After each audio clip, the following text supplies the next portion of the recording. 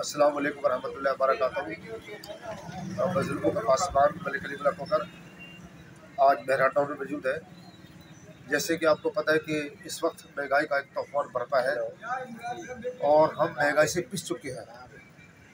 और आज की जो ताज़ा खबर है मैं आपसे शेयर करना चाह रहा हूँ कि अफसोस की बात है कि डॉलर नीचे आ रहा है, पेट्रोल की नीचे आई, लेकिन दूध 200 रुपये लीटर। कितने अफसोस की बात है। तो आज हम बहरा में मौजूद हैं। मेरे दरमियान नवीद साहब जो कि जनरल सेक्रेटरी, सबका जनरल सेक्रेटरी PTI, और अभी जनरल कौंसिल के इलेक्शन लड़ रहे हैं। माशाल्लाह इन्होंने अपने नॉमिनेशन कराया। इनसे मुलाकात करते हैं, इनसे पूछते हैं कि ये जो दूध 200 रुपये लीटर हुआ है, इसकी क्या वजूहत है, हमें इसमें क्या करना चाहिए। हमने तो फैसला किया इंशाअल्लाह ताला कल इंशाअल्लाह ताला कराची में एक भरपूर तरीके से एहतजाज करेंगे। तो मैं दरख्वास्त करूँगा PTI के रहनुमाओं से कि आप भी हमारा साथ दीजिए। ये हम सब का मसला है, पूरे पाकिस्तान का मसला है, एक महंगाई का तूफान है। अस्सलाम वालेकुम सर, दूध 200 रुपये लीटर और पेट्रोल से बातें कर रहे हैं, डीजल असमान से बातें कर रहे हैं। तो आप इसके बारे में क्या कहेंगे? दूध 200 रुपये लीटर, आप गरीब अब क्या करेंगे इसके लिए? बस मेरे ख्याल में ये तो हम सबको समझ आ गया ना कि हमें ये जो इम्पोर्टेड हुकूमत है किस तरफ लेके जा रही है गरीब आवाम को।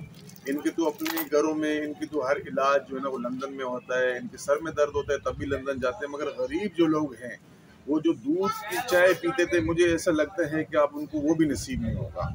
जो मेरे ख्याल में इस टाइम पे जो 150 रुपये लीटर होना चाहिए था वो उन्होंने जुल्म किया, उसको महंगा किया और आज पता लगा कि वो 200 रुपये लीटर हो गया।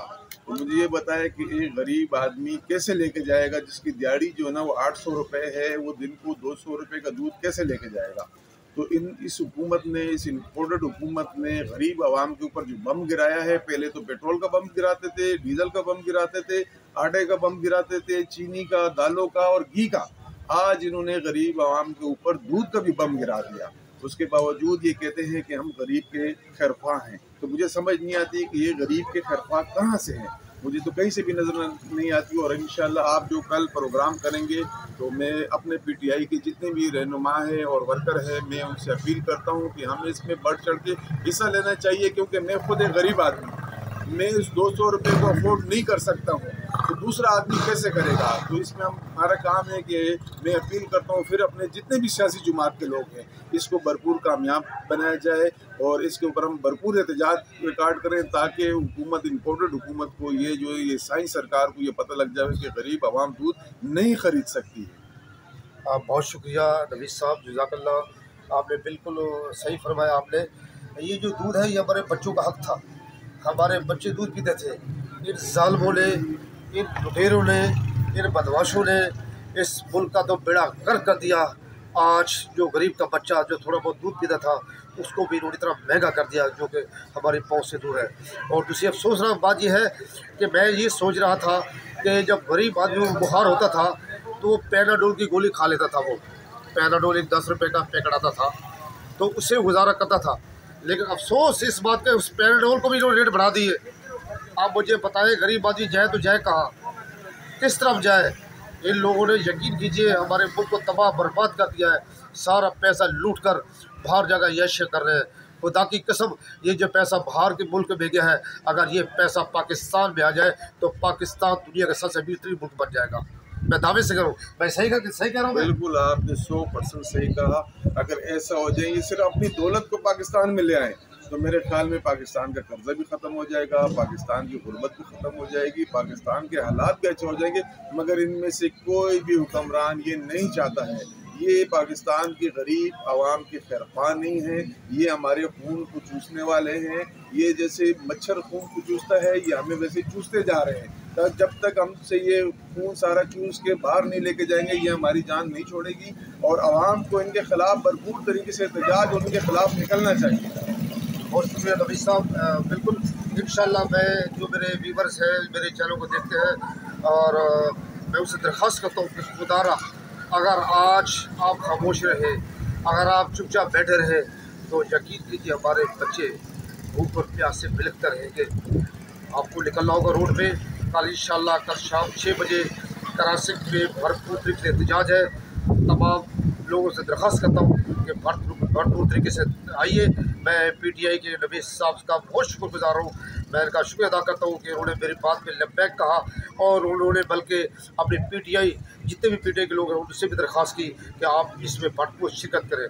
हमारे साथ अनवर शाह साहब मौजूद है और आइए अब इससे बात करते हैं कि कल हमने जो दूध 200 रुपये लीटर हुआ इसके हवाले से बात करेंगे और ये महंगाई का जो तूफान बरपा है इसके हवाले से बात करेंगे। अस्सलाम वालेकुम। वालेकुम सलाम सर, ये दूध 200 रुपये लीटर हुआ, क्या कहेंगे इसके बारे में आप?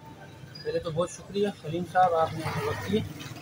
और जो आपका सवाल है कि जो 200 रुपये लीटर दूध हुआ है, ये मेरा ख्याल है गरीब पर बहुत ज़्यादा जुल्म है किसी मजदूर के साथ, इंतहाई जुल्म है।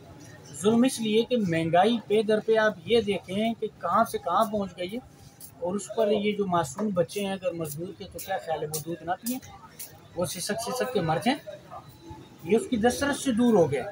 इतनी महंगाई, चलें हम बड़े तो गुजारा कर जाते हैं बगैर खाने के भी, एक वक्त ना खा सकें, लेकिन वो मासूम बच्चे जो 6 माह के और 4 माह के, वो अगर भूख से बिलखते रहें तो हम उनके लिए कहाँ से पैदा करें। ये तो अपने अंदर खुद एक और सवाल है कि इतनी आमदन कहाँ से होगी, इतने वसाइल हमारे कैसे बनेंगे कि हम इतना महंगा दूध अफोर्ड कर सकें। ये बहुत ज़्यादती है हमारे साथ। मैं समझता हूँ कि मजदूर तबके को बिल्कुल दीवार से लगा दिया।